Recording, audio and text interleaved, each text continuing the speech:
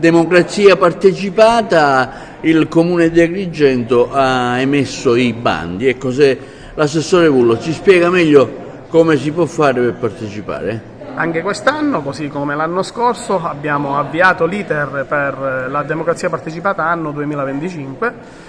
Ricordiamo che si tratta di un finanziamento regionale che riguarda il 2% dei finanziamenti regionali destinati al Comune di Agrigento. Questa percentuale è destinata a processi di democrazia partecipata, quindi i cittadini in maniera libera o le associazioni o in qualsivoglia modo si può partecipare per presentare un progetto. Quest'anno la disponibilità economica per la democrazia partecipata al 2025 è di 8.000 euro e in maniera semplice si può partecipare attraverso la presentazione dell'istanza. Si trovano i moduli all'interno del sito del Comune, si possono scaricare benissimamente e presentare entro la data del 20 di novembre. Una volta che riceveremo le proposte da parte dei cittadini, poi si passerà alla seconda fase, che è la fase della votazione, e finalmente potremo dare, così come abbiamo dato l'anno scorso, luce a qualche progetto